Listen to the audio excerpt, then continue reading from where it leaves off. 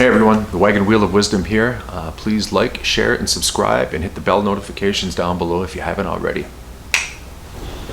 Hey folks, Kevin here, and I'm ducking down a little bit because I've got a big furry friend here. This is Hana. He is a Akita. I'll put the camera back up here a little bit. He is an Akita and happens to be my ex-wife's and my son's, and she's up in northern Wisconsin, so I've got a little puppy therapy going on, which has been awesome. So anyway, I'm Kevin, your host. Behind me as usual, the Wagon Wheel of Wisdom. Hopefully a little wisdom up here. So if you guys have been following my videos the last few days, you know there's been some events going on, we'll call them.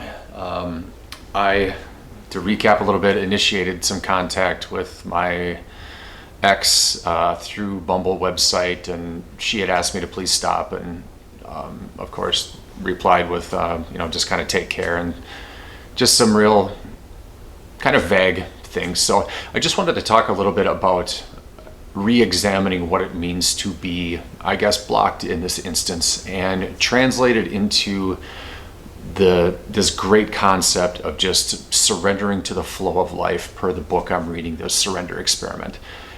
And I didn't really, I'm 5 months into this journey, and of course, in my mind, like so many other people that have commented and posted, you're constantly thinking about your ex, maybe the fantasy thinking of, I wish they were back in my life, I'm incomplete without them. And let's examine this from a perspective, and I think the perspective that we really need to look at it from, and that is total surrender and acceptance of the situation. So if these events are all written in the stars, and as the story goes with Twin Souls, it's all divine intervention, meaning that these events are all supposed to go down in exactly the manner that they are supposed to go, which introduces us to this concept of living in the flow of life, living in surrender.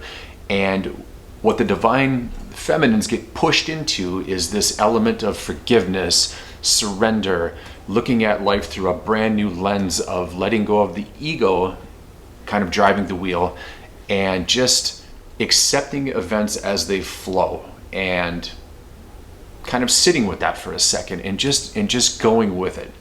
So with this latest event and how absolutely triggering it was for me, I've been using the word going backwards, I think wrongly.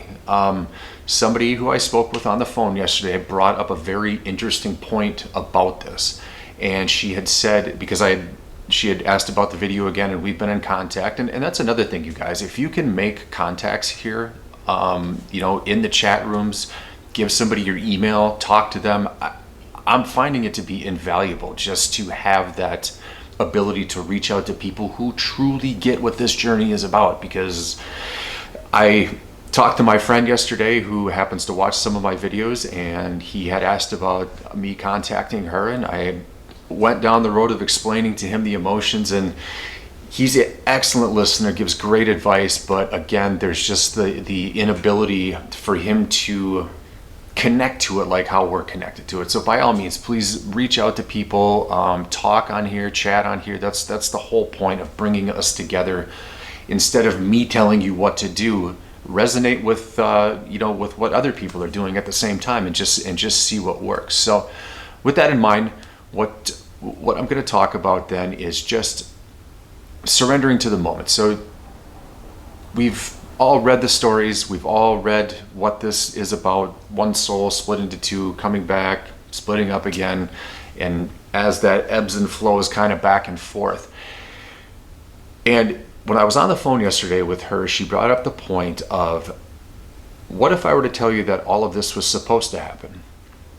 That you were supposed to be triggered by this? Because if I go back in time a little bit, this is the same woman I was on the phone with when I had said that I sat in meditation and I was supposed to go to this bookstore to find this book that I found called The Surrender Experiment, written by Michael Singer. I had this insane urge to get up and go to that bookstore. Not just any bookstore, the St. Vincent de Paul bookstore, which is a secondhand store, secondhand clothes, secondhand like kitchen stuff, and a whole section of books that are secondhand as well. So why the hell would I have this sudden drive, this urge, this absolute need to go down there? So I just went with it. I surrendered to the flow of life at that point because I was supposed to be there. I was on the phone with her. We were having a conversation that was a little intense because she was kind of triggering me with some other things, and I'm like, I gotta go to get off the phone because I wasn't ready to sit with what she was talking about yet, and my mind was really preoccupied with this book I was supposed to find. I go there, I look and look and look and look, and just nothing's popping out at me. And all of a sudden, by the time I'm about ready to go, boom, my eyes connect with it. Here sits this book called The Surrender Experiment. And to give a quick kind of synopsis of the book, Michael Singer learns to sit in meditation. He happens to have a Zen Buddhist background in its entirety, not in its entirety, but some background enough to really sit with meditation and learn from it. And as he does a documentary of his life, just how the events unfolded when people would come into his life, instead of resisting them with the ego, like, oh God, should I, he just breathes in really hard and just surrenders to it and says, okay, I'm supposed to meet this person just as I was supposed to meet or go down and get this book or meet some of the people who have contacted me on here. I am just absolutely surrendering to it because each and every person I come in contact with or new person, I learn something new from. They bring something of value. I hope hell, I'm bringing something of value to their life as well. But as the trade-off goes, they are providing great value. So along with this aspect of surrendering to it, she was like, okay, so you contacted her. Do you think maybe the divine wanted you to trigger you at this moment? You just got this book about surrendering, and now you need to sit in this moment to surrender to this moment. And she was kind of harping on me because I didn't really conceptualize it like that because I was the one initiating the contact and not the other way around. To make this even weirder, to go back in time, I had mentioned that I sat with an astrologer. I'm trying to think, this is probably a month and a half ago now. She brought up the date, October 7th, you're going to hear from her. It was on October 7th that I did, and I had completely forgotten about that until I went through the star charts that she had gave me, 5 pages worth. And it's just like, too random to be just coincidental. So what I'm getting at here is when we have these insanely triggering moments, and like all of you, like me, you're going to have them. And again, that's the point, to adjust to this new way of dealing with life, advancing through life, seeing life as it is. And instead of doing what I always used to do and be resistant to things, I'm going to let the flow come to me. Another example is I got a phone call, which is odd for a county department to do that, to come down to have an interview because they had all of my stuff on file, on record, from a job that I applied to, I think 9 months ago. Actually gave me a call. Normally the whole process is I have to submit my application, I have to wait, play the waiting game. They actually called me. And because I'm reading this book, it's like, wait a minute. I don't really want to go back to office work as I had said, but why would they be calling me? Why the hell would they want me to come into an interview this Friday at 1 o'clock? So I'm going to go there, surrender to it all, and just sit with it. And again, let life flow. So back to what had happened this weekend and the days after. Now, yesterday was one of the hardest damn days I've had in a long time. In fact, it reminded me again of what it was like starting out on this journey that I'm on. All of the old wounds coming back up to the surface again, thinking that I want to quit this crap, I'm sick of this shit, this journey sucks, blah, blah, blah. But I forced myself because of old disciplines to get back in the saddle of doing that again, of just sitting in meditation. And while I was sitting there, I had, the other kind of weird thing about it is I've been talking to myself, like listening to my inner guide, my inner wisdom, just tell me the truth, which is kind of crazy to conceptualize if you're not used to this or you haven't been deep enough into meditation to really accept that. But I just said to him at this point in time, why am I the one that is doing all of this work in healing the heart? Because and I say this in other videos, all of the energy I was feeling yesterday, I know wasn't mine. I know it wasn't. It was coming out of nowhere all the time, and it was just this profound sadness. So I think I triggered her. I really do. This is the first time she's responded to me in 5 months, like has not talked to me at all, and took the time to actually do that. And again, if I'm accepting the act of flow here, it was supposed to happen that way. And so I while in meditation, because I was so frustrated and so sick of the energy, and just nothing I would do was clearing my head. So I had just said, can she have some of it? Why do I have to have all of this energy? And no joke, you guys, 30 to 45 minutes later, I felt so incredibly light. The energy just absolutely dissipated. And again, I don't know if the higher self was able to do that, but when I had asked if I could do that, yes was the answer. And like I said, between 30 to 45 minutes, I went from wanting to completely throw the towel in on this journey to getting back into that feeling of just of joy and content and being okay, and knowing, you know what, this lesson here, as hard as it is a damn good lesson. Because again, just thinking back, was supposed to go get this book. Apparently I was supposed to talk to her on October 7th. I was supposed to be triggered by this. All these events are falling in line, and it actually puts my mind at such ease to look at it that way. Like, I think we're all supposed to get to that point where we just accept life as it comes to us, and it will come to us. Will it come to us when we want it to? Hell no. It'll come to us when it should get to us. So there we are. This is how I'm accepting this and watching it play out as it goes. So I guess that's kind of the end of it, what I have to say on that. Any questions about it, please pop it down in the comments. And the other thing is, somebody had asked what has been the steps that I've taken during this process. And again, they had said, because I seem like I'm so far along, I'm where I'm at.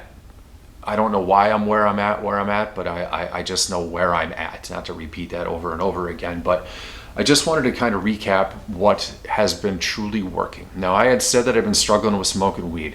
I'm going to be accountable for that shit from here on out. This is day number 3 that I haven't smoked. So I'm back on that. I am going to absolutely stick to this. I know every time I inhale that stuff, even though I might feel sort of good, I just know that it's not me that's functioning at that point. It's somebody else, and it can't be part of this process. So I stopped doing that. I would recommend it too. As much as you might think it's helping you, it doesn't work for me. I'll just leave it at that. I don't drink, which has been amazing as well. Another thing that really can cloud the mind and mess up progress, because it's a depressant. And let's be honest here, this process is depressing enough at times. It's hard enough at times. So I would highly recommend just a clean detox of the entire system. Coffee is my next one. I had a cup this morning, but I had 2 cups of tea yesterday, which I was like, all right, this isn't so bad. So I'm going that route. But the other thing that was never part of my arsenal really in my life before, and I'm doing all 3: meditation, waiting for the semi to go by, meditation, journaling, and reading. These 3 things, I cannot stress them enough. All 3 help slow this mind down, help slow my mind down. I would imagine that all of us are kicked into this journey. We're all a soul family here, so to speak. I would think that it would all be very beneficial to you guys as well. The meditation practice, when I first started, could not shut my damn head off for 20 seconds, and that's no joke. Now I can sit for 25 to 30 minutes if I really want to, and push it.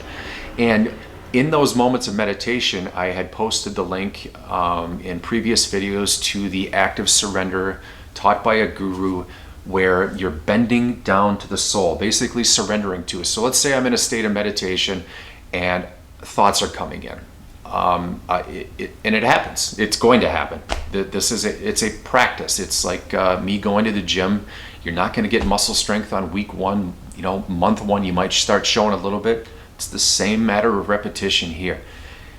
The times that I have been sitting in meditation and the thoughts start to race, if I bend down and take 3, 5, maybe sometimes 10 deep breaths through the nose, in through the nose, hold it for 4 seconds, out. Just nice and slow, nice and easy. So,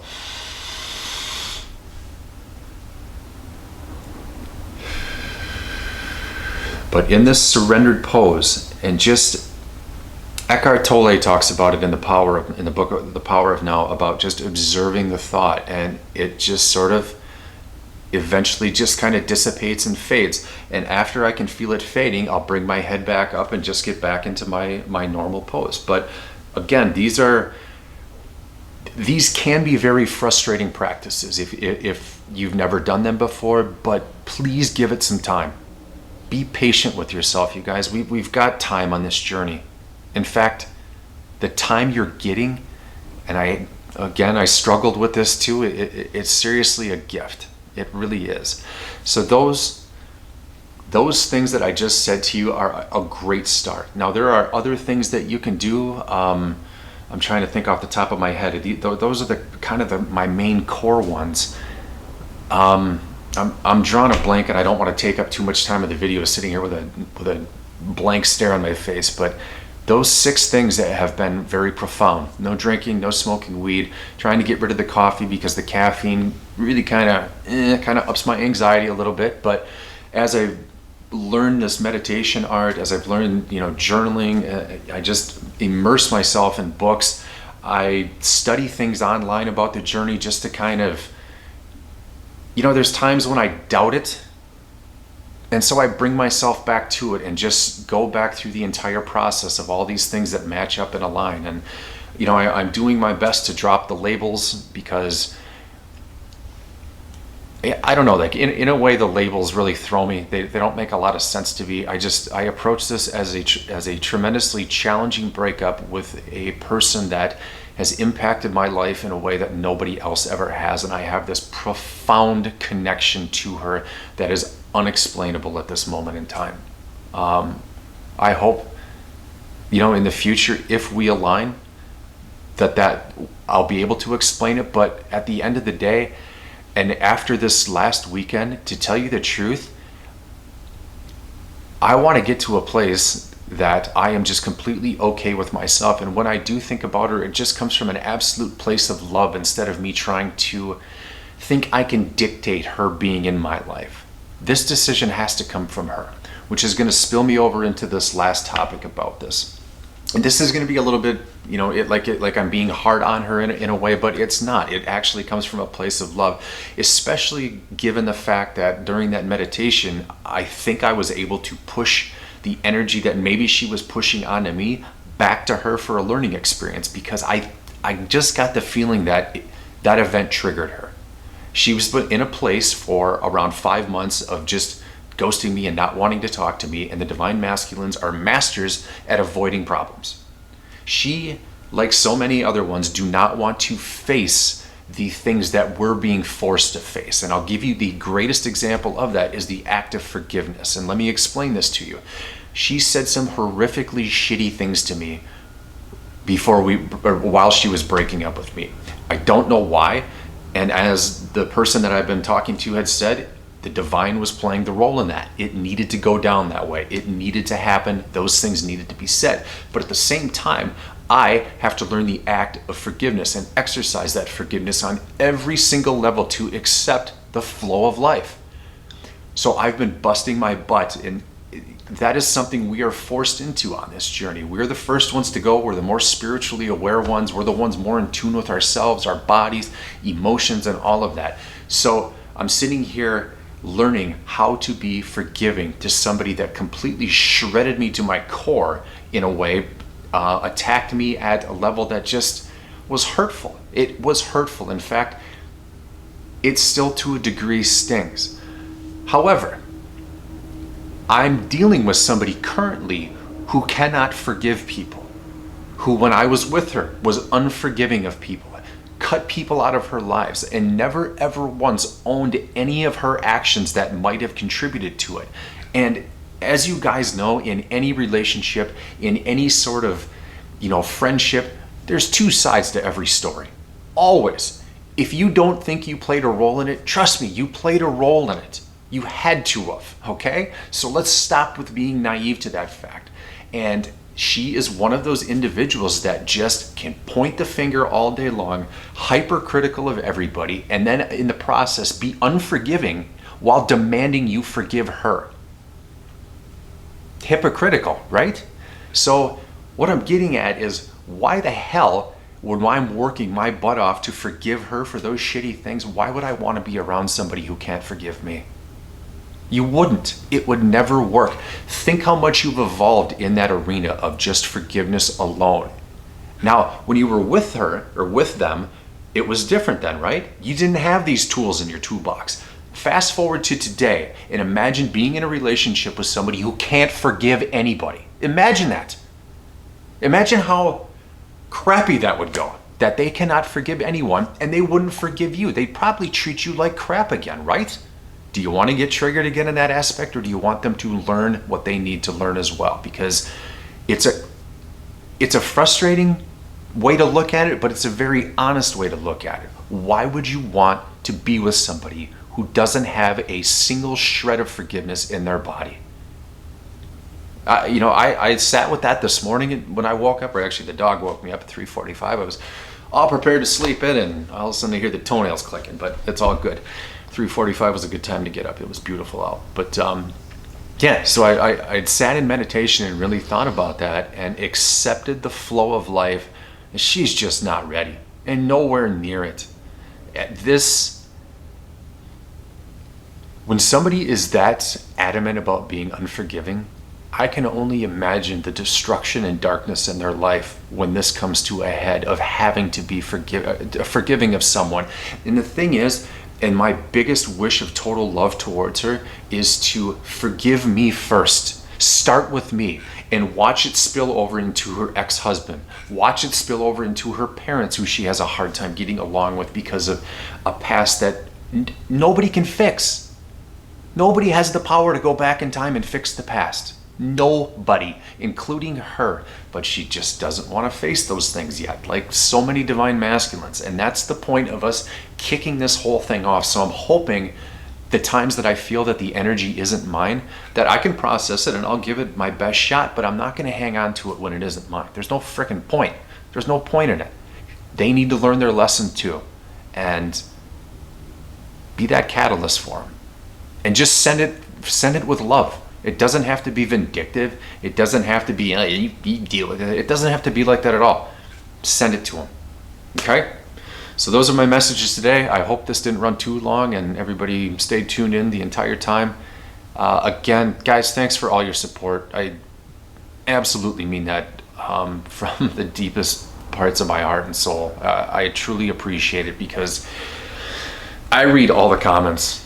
I might not respond to all of them, but I'll give a thumbs up and a heart, but I read all of the comments all of the time. And so the feedback is monumental, and you guys are seriously some of the coolest freaking people out there right now, because I know we're all going through a tough time, and it's just been beautiful connecting with every single one of you. So I'm insanely appreciative of it all.